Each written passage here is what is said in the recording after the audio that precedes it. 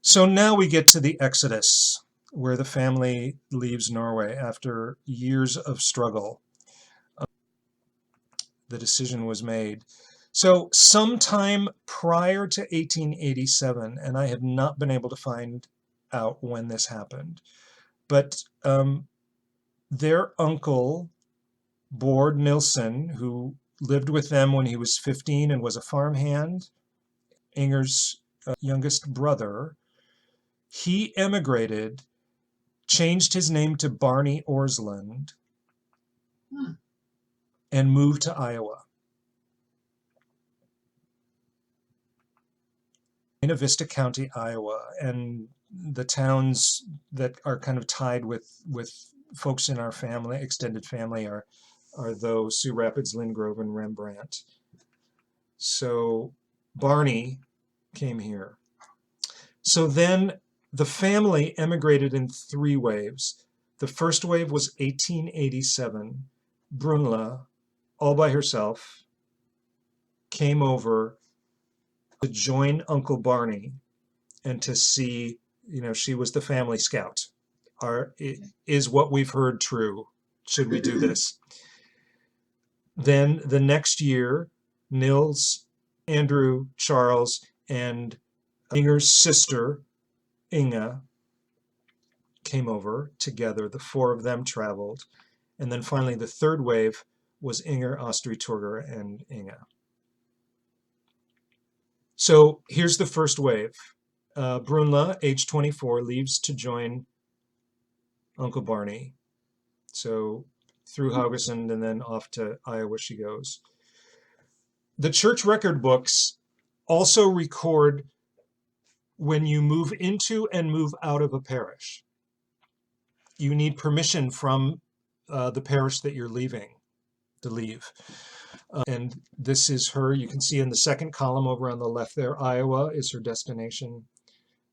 And it includes, details, dates of her birth, baptism, and confirmation, and asserts that she is not bound in marriage. So she is free to leave. So that was she left in 87. The rest of the family left en masse in 1888. And all of this mess here, this is easier to read. So on the 19th of May in 1888, they left Skjold. The first 4 people are the ones who went to Haugesund for a year. Inger, Astrid, Torger, and Inga. And then the bottom 3, Nils, Andreas, and Tjerand, along with Inger's sister Inga, the 4 of them traveled. So here's that second wave. So everybody leaves the Hovick farm. 4 people stay. Sorry? Nils was how old when he left? Charles was 14. I think he was 17 or 18. Yeah, that's what I had heard, 17. Okay. So the 4 of them stay in Haugesund, and then, here it is. He was 20. Nils, age 20. Andreas, 17. That's right, Andreas was 17. Tjerand, and then Tante Inga, who was 40. They immigrated right there in 1888.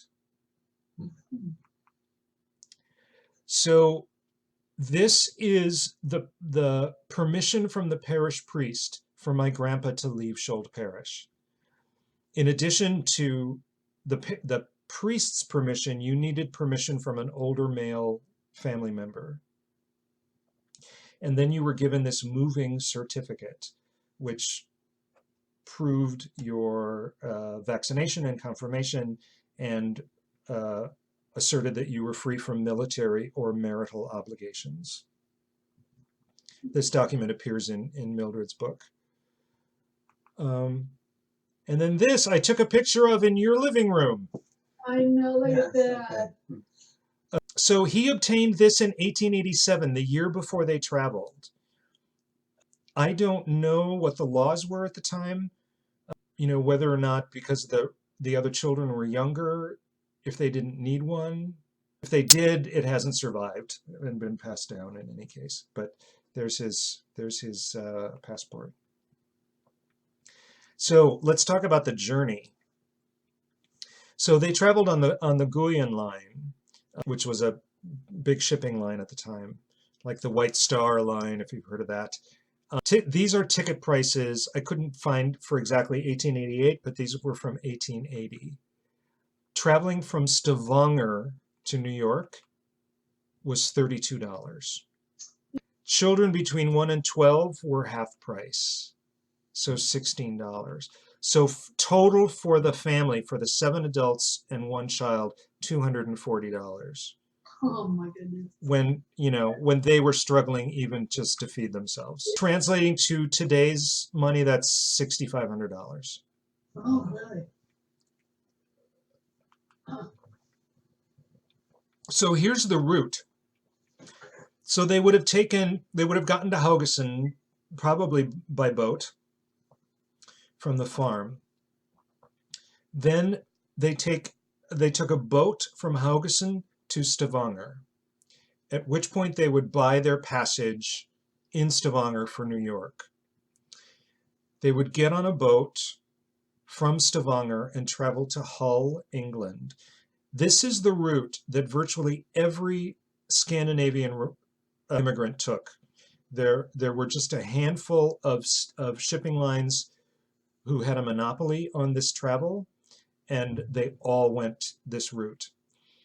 The departure records from Stavanger were destroyed in a fire, so we don't have record of them leaving the country.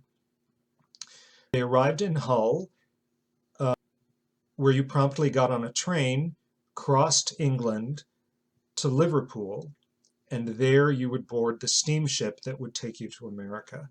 They traveled on the SS Alaska. The departure records out of Liverpool were destroyed in World War II, so those records are gone as well. And they made one stop in Queenstown, Ireland on the way. And this is the boat. There it is. Wow. This was the first steamship to cross the Atlantic in less than a week. 6 days and 22 hours back in 1882. I've collected a little bit of Alaska memorabilia on eBay. The two on the left are postcards. The thing on the right is called a cigarette card, which I guess is the precursor of like bubblegum cards.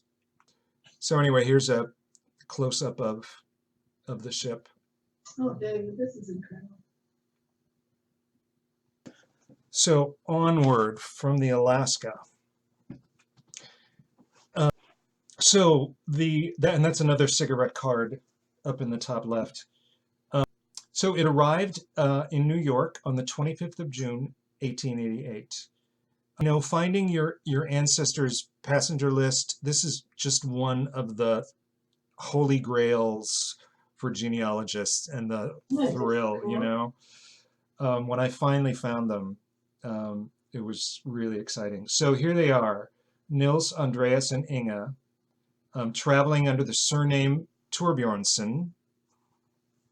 And then for some reason, on a completely different page, is my grandfather. And I don't know if he was being a moody teenager and wanted to be alone or what the deal was. But anyway, he's listed separately.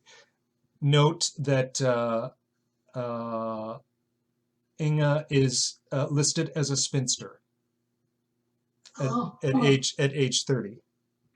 Yeah. So there's, Grandpa was a farmer. So they arrived at Castle Garden. Ellis Island did not open until 4 years later, 1892. Oh. And prior to the opening of Ellis Island, the immigrant station was Castle Garden. And it's right at the foot of New York. It's still there. It's right where you catch the boat to Ellis Island and to Liberty Island. Here are some photos back in the day. I look at that picture and just wonder put myself in their shoes, getting off of that boat and like, okay, folks, Can you imagine? here we go. What have we gotten ourselves into? What do we do now? And, you know, to get dumped out onto the streets of New York City, of all places, you know, when all you've known is, you know, a tiny little rural community. It's crazy. Mm-hmm. An adventure. Oh my goodness. So meanwhile, back in Norway, so let's look at our aunts and uncles. These are siblings of Inger and Torbjorn. So I gave a version of this presentation to my siblings and some cousins, children of Sigs, my mom's sister Sig, this summer. Mm-hmm. And my cousin Lola, one of Sig's daughters, brought a stack of photos, and she said, I have no idea who these people are, but you're the one in the family who should have them. And I looked at them and turned them over to the back and saw the names written on the back and knew immediately who they were and was absolutely thrilled. These are the siblings of Torbjorn and Inger. This was so exciting. So this now is new to this presentation because I got it since the last one. Oh, okay. So here's Inger's family, okay? Okay. And here are her siblings, her brother Torger, her brother Eric, her brother Sigvi, Inga, who immigrated, and finally little Osa, who was 12 years old and the babysitter at the time.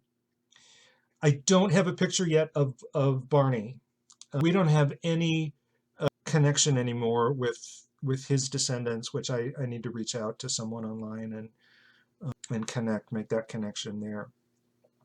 So found out some interesting things about these people. So here's this beautiful photo. These are the 4 siblings who remained in Norway. Eric, Sigvi, Osa, and Torger. So I ended up posting a question to one of these Facebook groups about a word, I'll get to it, in relation to Haugesund, and did anybody have any idea what it was? And someone wrote, and led to this like chain of events of learning more and more. So ended up finding out that her brothers Sigvi and Torger were known as the Brothers Ortsland, and that they owned a successful herring fishing company in Haugesund. So they were property owners. They were presumably quite well to do at the same time that Inger and her family were really struggling. So I don't know if they were helping. I don't know what the family dynamics were at that point. So here are pictures of Torger. His first wife, Serina, and son died within 6 weeks of one another of tuberculosis in 1895. His second marriage to Hanna, here's their wedding picture, and then a picture of them years later. The 2 older ones in the back are children from his first marriage. And then I had found online several years ago his gravestone, and he is buried with his first wife. I don't know where Hannah's buried. Here's her brother Eric, his family, and my mom or one of my aunts, Uncle Eric and family, Papa's uncle, for Sig, wrote on the back. Now here's Inga.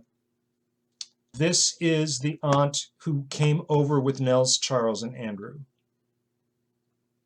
This is she's the 3rd youngest in that family. Came over in 1888. She lived in Sioux Rapids, Iowa for the remainder of her life. In 1894, at the age of 46, she married a widower with 5 children, Thor Colby. And here's the youngest, Osa, lived with Torbjorn in 65. And she got married later in life, age 43. And there's their wedding picture. Very serious looking marriage couple. Yes, boy, I know. Yeah. So Here's Torbjorn's family. So Torbjorn is my only great-grandparent that I don't have a picture of. I think they were too poor and it was too early to have his photo taken, and certainly no photos of his two older deceased brothers. But got a picture of his sister Sigrid. None of Rasmus, but he was very prolific, had like 14 children or something. So it's just a matter of time for me to track down a descendant, and I'm sure that something has survived. But if we had a picture of Rasmus, it would be the closest that we would have to get an idea of what our great-grandfather would have looked like.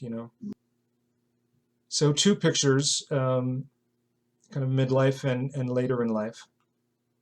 She was a tailor, lived with them in 65 and 75. She died a pauper. So I don't know what, when her brother, Torbjorn, when he died, did she stay living with Inger and the children? Or did she go elsewhere? No idea what happened, because we don't have censuses from any time in the 80s. We don't know where she was.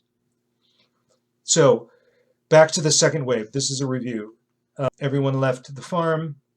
4 stayed in Haugesund, and 4 went to America. So this is the record of Inger and the 3 children, the 4 of them, arriving in Skjold Parish now. And it says that their residence is Møllerkrogen. You can see it typed out down below in the bottom right. This is what I asked about in the Facebook group, saying, does anybody know Haugesund and have an idea? Because I tried to find a street or something, and anyway, one thing led to another. This woman wrote to me, and she said, Møllerkrogen, that was Muller's Inn. And she had a book of Haugesund history, and there was a picture. Here, I'll just get to it.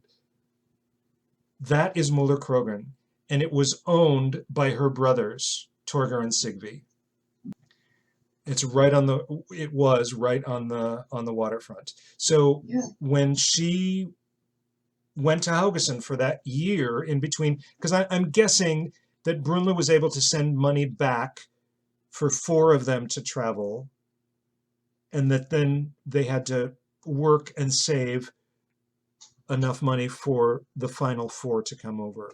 So while they were waiting for that year, they were living with Inger's brothers. And there's Møllerkrogen, right by the 2 islands that we've talked about earlier. So the third wave in 1889 now. So now this was a story that Harald, owner of the Hovick farm, told us.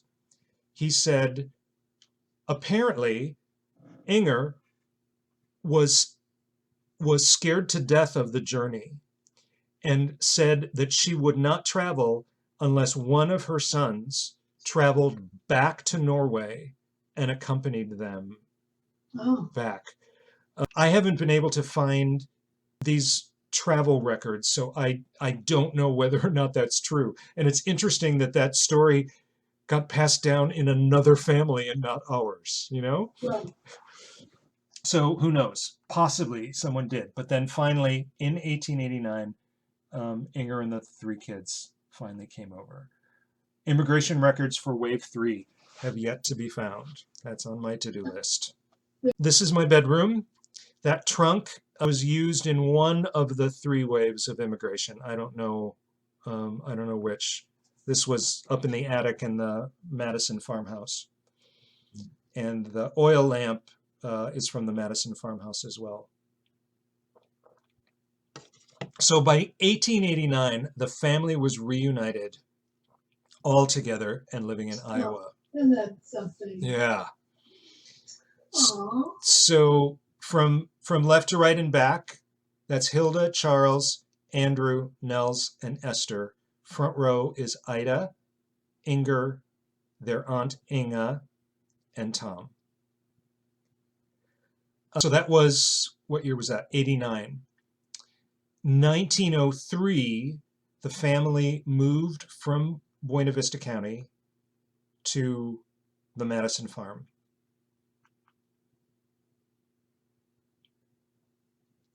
And there's the beloved farmhouse.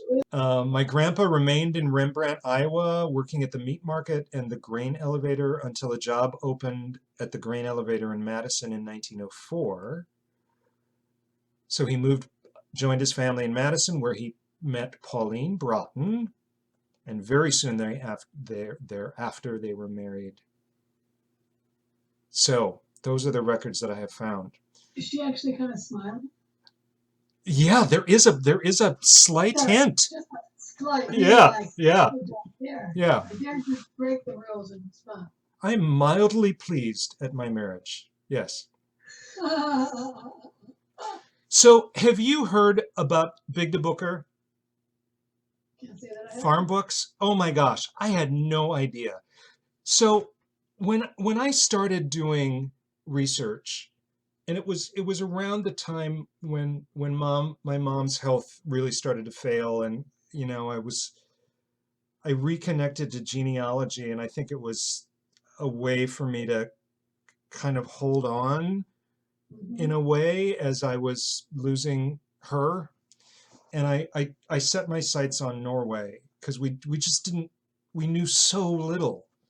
I knew nothing about Norwegian records, you know, and I just waded in just blindly, having no idea. And I thought, you know, we were dirt poor. We left because we were starving. I'm going to be lucky if the paper trail goes back a generation. And lo and behold, in some lines, I have gone back 12 generations. It's just mind-boggling. Yeah. Cool. So there's this thing called farm books. It's a collection of over 2,000 volumes of rural, hyper-local history. They were begun in around 1900 when Norway recognized that along with all of those people who had left, they were also losing those memories and the history that went with those people. And so to capture history before it was lost, Norway created a governmental initiative to develop a curriculum which was then taught across the country to historians, researchers, and writers. And so they combed through all of the records and did interviews and stuff. And the result is these more than 2,000 volumes. Isn't that something? Yeah. So when my sister Jeannie and I went in 2016, our first, you know, we checked into our hotel that first day in Oslo, and we're out wandering around downtown Oslo looking at the sites. And the first place that I wanted to go to was the National Bibliotek, the National Library. They have the largest collection of Big de Booker. They're housed in this room. This is a panorama of the Big de Booker room. I was just in heaven. I know. You had sent that picture on Facebook. Yeah, yeah. So when we were in Skjold,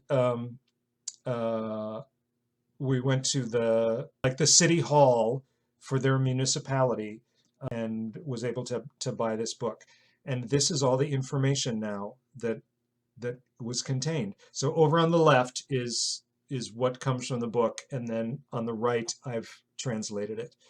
So Torbjorn at Grasdalen under Hovick, which is a way of saying Grasdalen is a sub-farm under the greater Hovick farm. Died in 1881, married in 1862 to Inger, who was born in 1838 at Orsland. And they're all many of these volumes are cross-referenced. So each nuclear family is assigned a number. In this case, it's family 54. And then the children are lettered in birth order, A, B, C, D. Each individual could possibly be listed twice, once as a child in one family and then as a parent in another. And they are cross-referenced sometimes. So here, Torbjorn, if you want to see where he's listed as a child, find family 53, and he is child C. And Inger is at the Orsland farm, family 21, child D.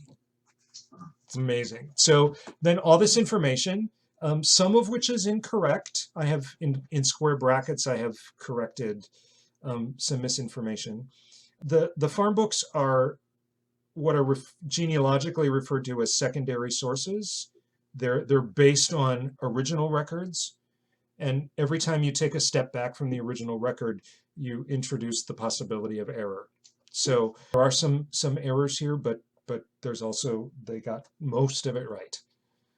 Torbjorn was listed in records as a tenant farmer at Grasdalen as early as 1855.